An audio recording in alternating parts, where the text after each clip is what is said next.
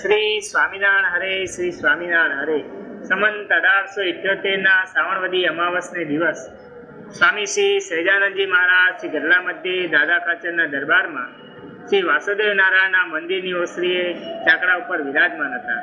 ને ધોળો કેસ પહેર્યો હતો તથા ધોળી ચાદર ઓઢી હતી, ને મસ્તક પર શ્વેત પાક બાંધી હતી, ને પોતાના મુખારવિંદની આગળ મુનિ તથા દેશ દેશના હરિભક્તની સભા ભરાઈને બેઠી હતી. સહજાનંદ સ્વામી મહારાજ. પછી શ્રીજી મહારાજે 2 ભુજ ઊંચા ઉપાડીને સર્વને છાના રાખ્યા, ને પછી પોતાના મુખારવિંદની આગળ સ્તુતિ કરીને બેઠા એવા જે સંત તે પ્રત્યે શ્રીજી મહારાજ એમ બોલતા હતા જે, હે સંતો, જે મોટેરા હો ને વાતમાં સમજતા હો તે આગળ બેસો, ને આ એક વાત કરું છું તે સર્વે ચિત્ત દઈને સાંભળજો. અને આ જે મારે વાત કરવી છે તે કાંઈ દંભે કરીને નથી કરવી, તથા માને કરીને નથી કરવી, તથા પોતાની મોટપ વધારવા સારું નથી કરવી. એ તો એમ જાણીએ છીએ જે આ સર્વે સંત તથા હરિભક્ત છે તેમાંથી એ વાત કોઈને સમજાઈ જાય તો તેના જીવનું અતિ રૂડું થાય. ક્યાં પોતાની મોટાઈ કોણ સમજે? દેવતાઓને સમજાત બીજા જીવ શું સમજે? એટલે કીધું મોટેરા આવો ને વાતમાં સમજતા હું આગળ આવું છું. તમે સમજી લો. સર્વે સાંભળો એટલે ત્યાં બેઠા હતા એ નહીં, અંતરિક્ષમાં દેવતાઓ હતા એની વાત કરી.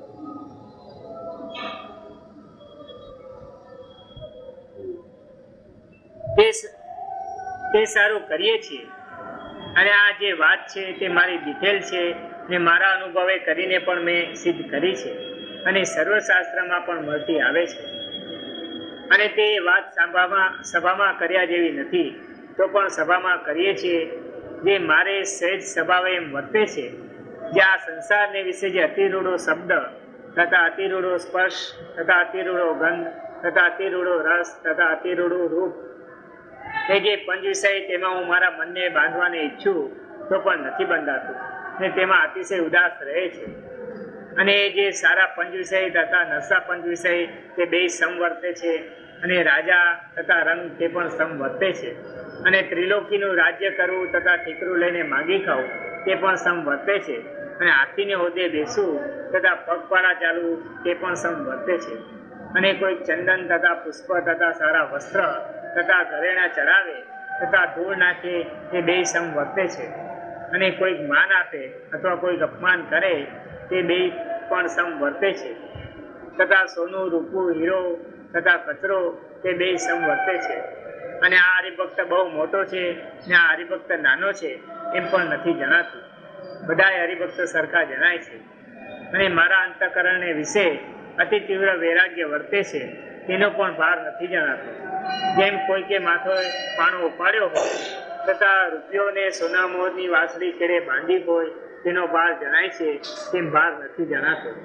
અને મારે વિશે સધર્મ છે તેનો પણ ભાર નથી જણાતો.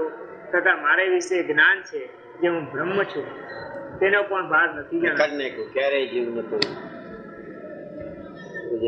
ક્યારેય જીવ નથી. જીવ હોય એ ભજીને બ્રહ્મરૂપ થાય. સ્વયં બ્રહ્મ શું થાય? એને કઈ થવાનું જ નથી. હઠાત એનો ભાર નથી. કઈ બોરોડ નોલેજ હતું, જ્ઞાન કઈ ન હોય ને ખૂબ ભણે ડિગ્રી મળે એટલે અભિમાન થાય, ભાર આવે. નામ જ ઉપાધિ છે. ઉપાધિ મળી, ડિગ્રી એટલે ઉપાધિ.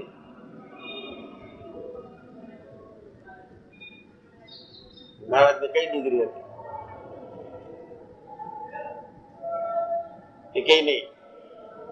શાસ્ત્રી હતા મહારાજ? શું હતા? ભગવાન. હું બાર શેનું રે? બધા બાર વાળાને આના દર્શન દુર્લભ છે. શેનું બાર રાખે? કાઢ નાખ્યું શાસ્ત્ર.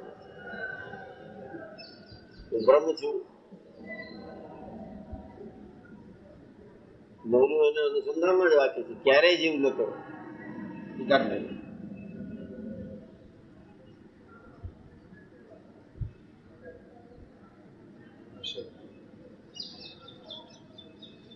અને આ જે ઉપર થકી કોઈ પદાર્થને વખાણું છું ને કોઈક પદાર્થને વખાણું છું તે તો જાણી જાણીને કરું છું.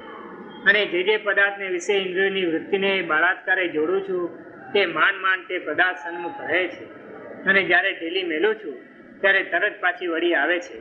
જેમ આકાશને વિશે પથરો ફગાવે કે જ્યાં સુધી હાથને જોરે કરીને ઠેલાય ત્યાં સુધી જ આકાશને વિશે રહે ને પછી પાછો ગુપ્તીને વિશે આવીને પડે છે. અને જેમ પૂછલેલ ઢોર હોય તેને માણસ બળાત્કારે કરીને જ્યાં સુધી ઊંચું જાળી રાખે ત્યાં સુધી રહે ને જ્યારે મૂકી દે ત્યારે ધબ દઈને પડી જાય. અને જેમ કોઈ પુરુષ સૂજે એટલો બળ્યો હોય ને દાંતે કરીને આખી સોપારી ભાંગી નાખતો હોય અને તે પુરુષને 10-20 કાગડી લીંબુ ચૂસાવ્યા હોય પછી તે શેકેલા ચડા પણ માંડ ચાવે તેમ વિષય સન્મુખ બળાત્કારે વૃત્તિને જોડીએ છીએ તો માંડ જોડાય છે. ત્યાં જે મને વર્તે છે તેનું શું કારણ છે? તો મારી ઇન્દ્રિયોની જે વૃત્તિ છે તે પાછી વળીને સદા હૃદયને વિશે જે આકાશ છે તેને વિશે વર્તે છે. અને હૃદયાકાશને વિશે અતિશય તેજ દેખાય છે. જેમ ચોમાસાને વિશે આકાશમાં વાદળા છાઈ રહ્યા હોય તેમ મારા હૃદયને વિશે એટલું તેજ વ્યાપી રહ્યું છે. અને તે તેજને વિશે ભગવાનની મૂર્તિ દેખાય છે તે અતિ પ્રકાશમય છે. અને આ મૂર્તિ ઘનશ્યામ છે તો પણ અતિશય તેજે કરીને શ્યામ નથી જણાતી, અતિશય શ્વેત જણાય છે. અને તે મૂર્તિ દ્વિભુજ છે અને તે મૂર્તિને 2 ચરણ છે અને અતિશય મનોહર છે. પણ 4 ભુજ કે અષ્ટભુજ કે સહસ્ત્રભુજ તે મૂર્તિ નથી. એ મૂર્તિ તો અતિ સૌમ્ય છે અને મનુષ્યના જેવી આકૃતિ છે ને કિશોર છે. તે મૂર્તિ ક્યારેક તો એ તેજમાં ઊભી દેખાય છે ને ક્યારેક બેઠી જણાય છે ને ક્યારેક ફરતી ફરતી દેખાય છે. અને એ મૂર્તિને ચારેકોર મુક્તના મંડળ ભરાઈને બેઠા છે. તે સર્વે મુક્ત છે. તે એક નજરે તે ભગવાનની મૂર્તિ સામું જોઈ રહ્યા છે. તે મૂર્તિને અમે પ્રગટ પ્રમાણ હમણાં પણ દેખીએ છીએ અને આ સત્સંગમાં નહોતા આવ્યા ત્યારે પણ દેખતા અને માતાના ગર્ભમાં હતા તે દિવસ પણ દેખતા અને ગર્ભમાં આવ્યા મોરે પણ દેખતા.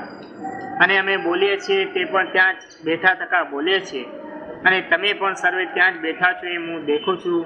પણ આ ગરડું શહેર કે આ ઓસરી એ કાંઈ દેખાતું નથી. અને જ્યારે એ સ્વરૂપ જેને જાણ્યામાં આવે તેને જેમ અમને કોઈ વિષય સંબંધી સુખમાં આસક્તિ નથી તેમ તે પુરુષને પણ ક્યાંય આસક્તિ રહે જ નહીં. અને તે સ્વરૂપને તો તમે પણ દેખો છો પણ તમારા સમજ્યમાં પરિપૂર્ણ આવતું નથી. અને જ્યારે એ વાર્તા સમજ્યામાં આવશે ત્યારે પંચ વિષય કે કામ ક્રોધાદિક સ્વભાવ તે જીત્યામાં પ્રયાસ થશે નહીં, સહેજે જીતાઈ જશે.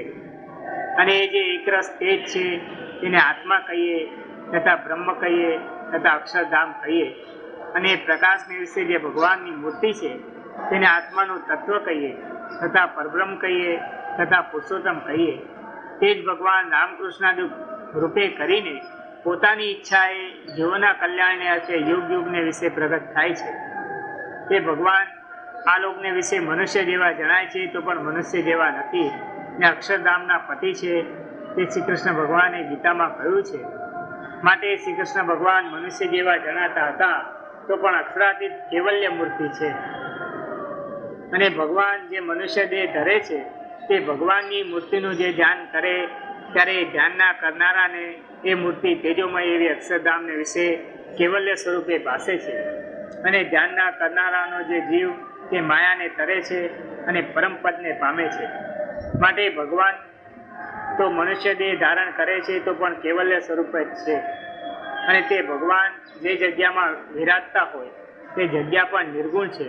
અને તે ભગવાનના વસ્ત્ર અલંકાર તથા વાહન પરિચર્યાના કરનારા સેવક તથા ખાનપાનાદિક જે પદાર્થ તથા ભગવાનના સંબંધને પામ્યા છે તે સર્વે નિર્ગુણ છે. એવી રીતે જેને ભગવાનનું સ્વરૂપ જાણ્યું તેને અમારી પેઠે જ પંચ વિષયમાં ક્યાંય પ્રીતિ રહેતી નથી ને તે સ્વતંત્ર થાય છે.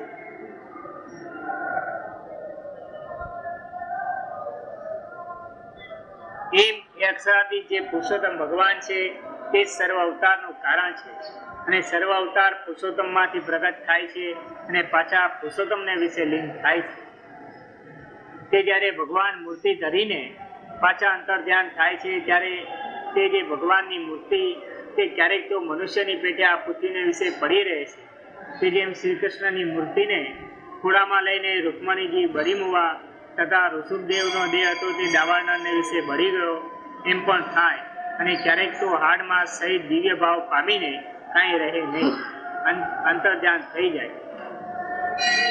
અને જ્યારે પ્રગટ થાય ત્યારે પણ ક્યારેક તો સ્ત્રી થકી જન્મ ધરે ને ક્યારેક તો પોતાની ઈચ્છામાં આવે ત્યાંથી પ્રગટ થઈ આવે છે. એમ એ ભગવાન જન્મ અને દેહ મૂક્યાની રીત તો અલૌકિક છે. અને જ્યારે એવું ભગવાનનું સ્વરૂપ છે તેને દ્રઢ કરીને સમજશો ત્યારે તમને કોઈ પ્રકારનું વિઘ્ન કલ્યાણના માર્ગને વિશે નહીં થાય. ને ભગવાનના સ્વરૂપની દ્રઢતા વિના તો ગમે તેટલો ત્યાગ રાખો ને ગમે તેટલા ઉપવાસ કરો પણ કોઈ રીતે ખામી ભાંગશે નહીં. અને તમે એમ કહેશો કે અમને તો એ સ્વરૂપની તમે કહો છો એમ દ્રઢતા છે તો પણ પ્રાણ ઇન્દ્રિયો કેમ લીન નથી થતા? તો એ તો પરમેશ્વરની ઈચ્છા એમ રહ્યું છે એમ સમજવું, પણ તેને કાંઈ કરવું રહ્યું નથી. એ તો કૃતાર્થ છે અને એ તો સર્વ સાધનના અંતને પામ્યો છે.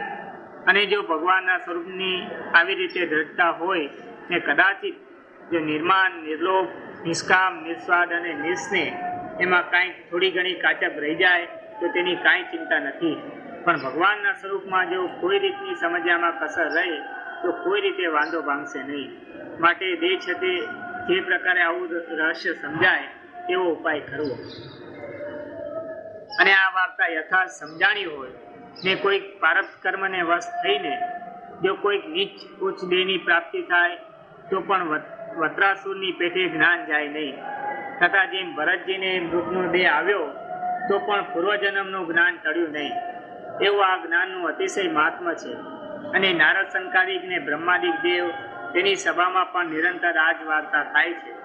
અને આવી ભગવત સ્વરૂપ સંબંધી જે વાર્તા તે તો શાસ્ત્રમાંથી પણ પોતાની મેળે સમજાય નહીં. અને સદગ્રંથોમાં આવી વાર્તા તો હોય પણ જ્યારે સત્પુરુષ પ્રગટ થાય છે ત્યારે તેમના મુખ થકી જ વાત સમજવામાં આવે છે, પણ પોતાના બુદ્ધિ વડે કરીને સદગ્રંથોમાંથી પણ સમજાતી નથી. અને જેને આવી રીતે યથાર્થ ભગવાનનું સ્વરૂપ સમજવામાં આવ્યું છે તેને જો ભૂત, ભવિષ્ય અને વર્તમાન એ ત્રણ કાળને વિશે દ્રષ્ટિ પહોંચતી હોય તો પણ તેને એ વાતનો કાંઈ ગર્વ હોય નહીં. અને કોઈને વર કે સાપ દે નહીં, અને કોઈ ઠેકાણે વર કે સાપ દે પણ ખરા, અને કોઈ ઠેકાણે નિર્ભય રહે ને કોઈ ઠેકાણે બીવે પણ ખરા, પણ તેને કરીને પોતે કાંઈ હર્ષશોક મનમાં લાવે નહીં. અને જેને ભગવાનનો આવો કોઈ એવી રીતે દ્રઢ આશ્રય હોય તે જાણીને તો ભૂંડું કર્મ કરે જ નહીં, પણ કદાચિત ભૂંડા દેશકાળાદિકને યોગ્ય કરીને જો કાંઈક અવળું કર્મ થઈ જાય તો પણ દ્રઢ આશ્રયવાળો કલ્યાણના માર્ગ થકી પડી જાય નહીં. જન્મ કરાવે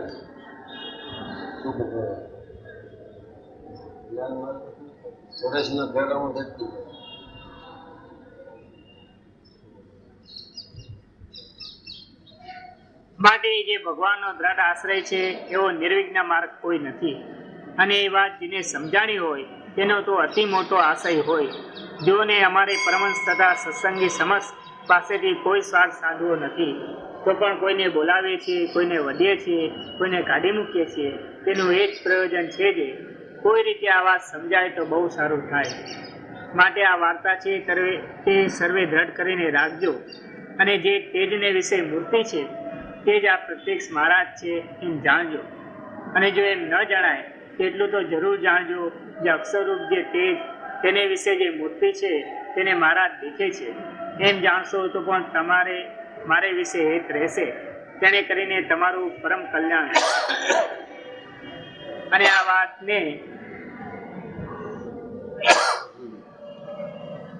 આ વાતને નિત્ય નવીને નવી રાખજો, પણ ગાફલપણે કરીને વિસારી દેશોમાં આજ છે તેવી જ કાલ નવી રાખજો, અને તેવી જ દેહનો અંત થાય ત્યાં સુધી પણ દિન દિન પ્રત્યે નવીને નવી રાખજો. કઈ વાત?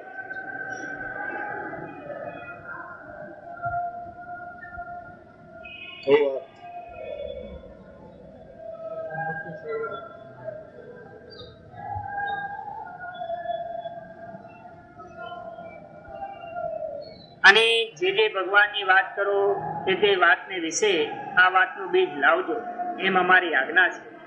અને આ વાર્તા તો એવી અમારી આજ્ઞા છે. આ વાત જે વાત કરો એમાં આ વાત કરો.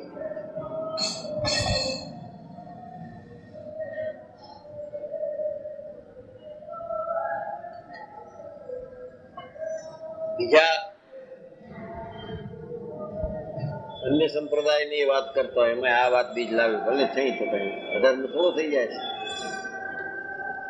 આ વાતનું બીજ લાવવું. સર્વે સર્વા એક જે મૂર્તિ છે એ મહારાજ છે.